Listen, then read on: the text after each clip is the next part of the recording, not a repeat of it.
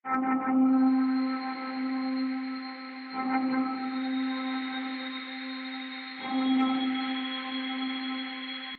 jannah, surga, sebenarnya bukan berasal dari bahasa Arab murni.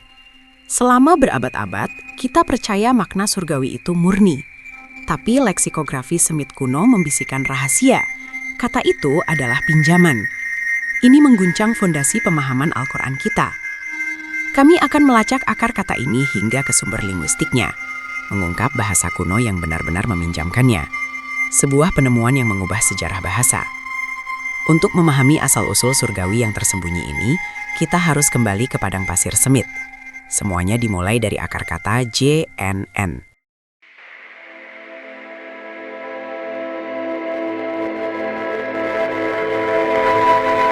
Secara umum, kita mengenal jannah sebagai taman atau kebun yang rimbun. Ini adalah kata kunci teologis yang membawa beban janji abadi dan harapan spiritual yang paling murni. Di permukaan, etimologi ini terasa damai dan sederhana. Namun, tugas kita sebagai sarjana adalah melihat melampaui definisi yang nyaman dan menelusuri akar kata triliteral Arabnya, JNN. Akar ini secara harfiah berarti menutupi, menyembunyikan, atau menjadi tersembunyi. Inilah asal kata untuk jin, makhluk yang tersembunyi dari pandangan manusia. Bagaimana mungkin konsep surgawi yang agung, tempat kemuliaan abadi yang dijanjikan, hanya berasal dari kata yang berarti menutupi atau kebun yang tersembunyi? Bagaimana mungkin konsep surgawi yang agung, tempat kemuliaan abadi yang dijanjikan, hanya berasal dari kata yang berarti menutupi atau kebun yang tersembunyi? Para ahli leksikografi telah lama mencatat adanya jurang semantik yang terlalu lebar antara kebun yang tersembunyi dan makna teologis surga yang kita pahami. Definisi Kamus Arab Standar gagal menjembatani kesenjangan ini. Mereka hanya menjelaskan penggunaan kata di Jazirah Arab pada saat kodifikasi. Namun, bukti yang tersisa dalam manuskrip kuno menuntut investigasi yang lebih dalam, di luar batas-batas sempit leksikon standar. Kita harus bertanya, apakah Anda pernah berpikir bahwa kata-kata yang paling sakral pun ternyata memiliki paspor dari negeri lain? Untuk mengungkap rahasia jannah, kita harus mencari jejak linguistik yang jauh lebih tua. Untuk mengungkap rahasia jannah, kita harus mencari jejak linguistik yang jauh lebih tua. Kita harus melampaui gurun pasir dan melintasi perbatasan bahasa Semit lainnya, mencari bahasa kuno yang benar-benar meminjamkan konsep surgawi ini.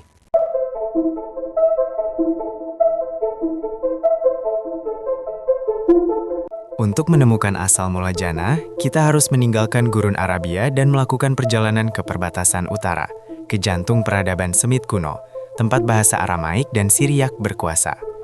Inilah konflik dramatis pertama kita. Para sarjana telah lama menyadari bahwa kata-kata yang paling sakral dalam bahasa Arab seringkali memiliki kata serumpun, atau bahkan kata pinjaman, dari bahasa Semit Barat Laut yang jauh lebih tua.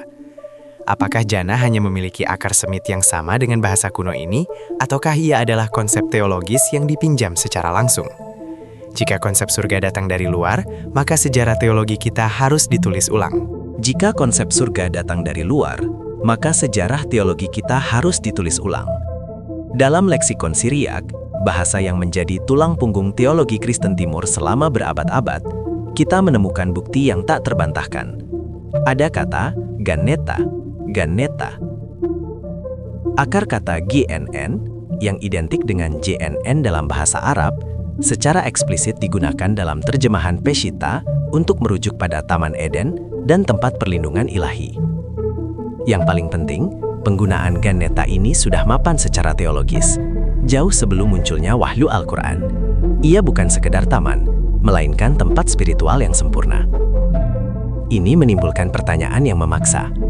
Jika Aramaik Siriak sudah menggunakan akar kata ini untuk merujuk pada surga ilahi, apakah ini berarti jannah adalah warisan yang diwariskan atau pinjaman yang diadopsi? Ini menimbulkan pertanyaan yang memaksa. Jika Aramaik Siriak sudah menggunakan akar kata ini untuk merujuk pada surga ilahi, apakah ini berarti jannah adalah warisan yang diwariskan atau pinjaman yang diadopsi? Paradoksnya, meskipun ganeta memberikan bukti kuat, ia juga mendorong konflik kita ke tingkat yang lebih dalam. Sebab, para ahli menemukan bahwa Aramaik dan Siriak sendiri mungkin bukanlah sumber asli kata tersebut. kita harus bertanya, siapa yang meminjamkan kata surga kepada Aramaik? Disinilah kita harus melangkah keluar dari keluarga Semit dan menghadapi kekuatan linguistik yang jauh lebih besar dan misterius.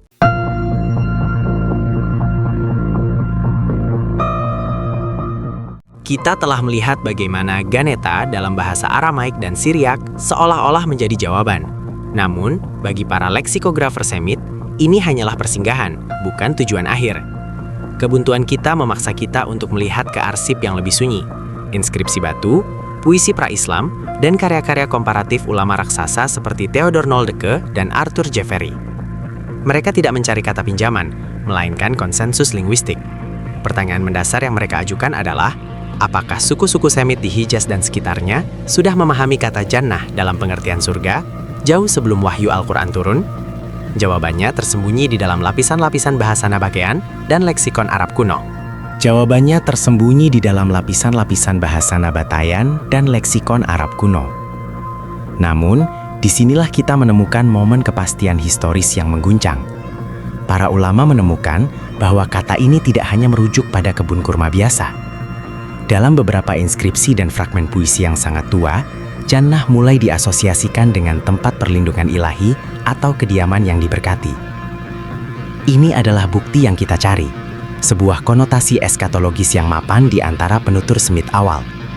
Kata itu telah mengalami evolusi spiritual yang signifikan.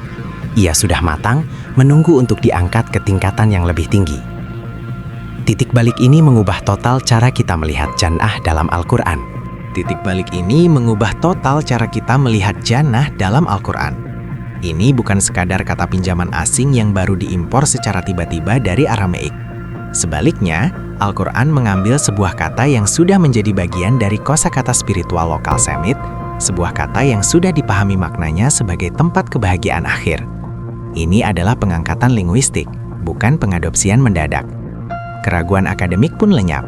Jannah, dalam konotasinya, adalah warisan Semit yang sudah ada, telah memiliki fondasi spiritual yang kokoh sebelum Islam. Namun, kepastian ini hanya membuka pintu menuju misteri yang lebih besar. Jika kata jannah sudah matang secara spiritual di kalangan Semit lokal, dan kita tahu Aramaik dan Syriac juga memilikinya, pertanyaan mendasar tetap tak terjawab. Namun, kepastian ini hanya membuka pintu menuju misteri yang lebih besar. Siapa yang pertama kali menanam benih kata ini jauh sebelum Semit meminjamnya? Siapa kekuatan linguistik misterius yang kita sebut di akhir bab sebelumnya? Untuk menjawabnya, kita harus meninggalkan padang pasir Arab dan melintasi perbatasan waktu dan bahasa, menuju sumber yang menguasai seluruh dunia kuno.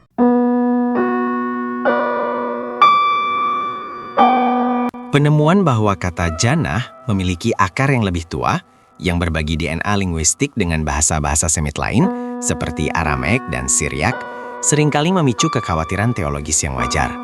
Jika Al-Quran, yang sering digambarkan sebagai kitab dalam bahasa Arab yang jelas, menggunakan kata yang dipinjam atau diadaptasi, apakah ini merusak klaim keilahiannya? Jawaban yang diajukan oleh para sarjana spiritual justru sebaliknya. Temuan ini bukan melemahkan, melainkan menegaskan universalitas dan kecerdasan retorika wahyu. Bahasa Arab di masa itu bukanlah entitas statis yang terisolasi. Ia adalah bahasa yang hidup, menyerap, beradaptasi, dan mengintegrasikan konsep yang sudah dipahami secara luas oleh audiensnya di Hijaz. Ia adalah bahasa yang hidup, menyerap, beradaptasi, dan mengintegrasikan konsep yang sudah dipahami secara luas oleh audiensnya di Hijaz. Menggunakan istilah yang sudah familiar, yang telah matang secara spiritual di kalangan Semit lokal, memastikan bahwa pesan surgawi tersebut dapat dipahami secara instan. Ini adalah bukti kasih karunia linguistik.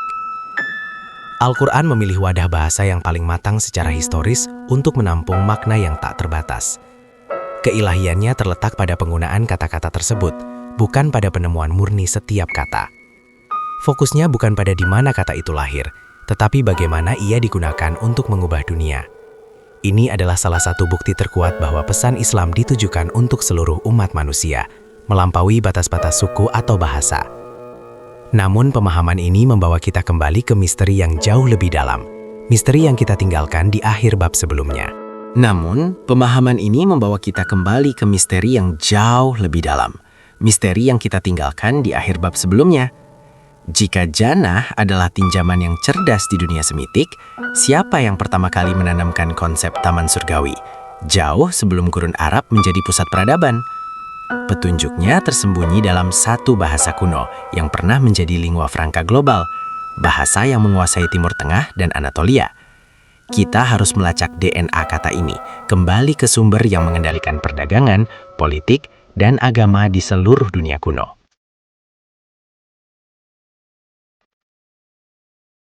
Penelusuran ini membawa kita pada resolusi sinematik yang kuat. Jannah bukanlah kata yang muncul dari kehampaan linguistik. Ia adalah puncak penyempurnaan Semit. Al-Quran, dalam kebijaksanaannya, memanfaatkan dan memurnikan kosakata yang sudah lama berakar di Timur Tengah, dari Ganatu Akadian hingga Gan Ibrani, untuk menyampaikan konsep universal tentang keabadian dan taman surgawi. Penemuan ini tidak sedikit pun merusak kemurnian wahyu, justru memperkayanya. Ia menegaskan bahwa pesan ilahi diturunkan sebagai jembatan budaya, memanfaatkan bahasa yang dikenal manusia untuk menyampaikan kebenaran yang melampaui batas suku atau gurun. Begitulah, pencarian detektif etimologis kita atas Jannah berakhir di sini, di titik temu sejarah bahasa dan wahyu. Begitulah, pencarian detektif etimologis kita atas Jannah berakhir di sini, di titik temu sejarah bahasa dan wahyu. Jika dilihat melalui lensa ini, Al-Quran adalah dokumen linguistik yang hidup, merekam jejak interaksi peradaban kuno yang tak terhitung jumlahnya. Setiap huruf dan setiap akar kata yang dipilih dengan cermat membawa resonansi dari kebun, oasis, dan peradaban yang jauh. Dan di balik keindahan kata yang diturunkan ini, ada undangan abadi untuk memahami kedalaman sejarah yang membentuk setiap pesan ilahi.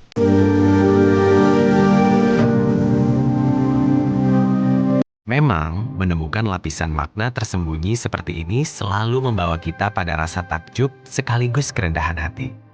Menurut Anda, penemuan etimologi kuno ini justru memperkuat atau melemahkan pemahaman kita tentang teks suci? Jika Anda menghargai upaya kami menyajikan objektivitas linguistik yang didukung manuskrip kuno, silahkan dukung dengan klik subscribe. Namun, Jannah bukanlah satu-satunya. Ada kata lain yang bahkan lebih mengguncang sejarah Al-Quran. Klik video di layar ini untuk melanjutkan perjalanan detektif linguistik kita.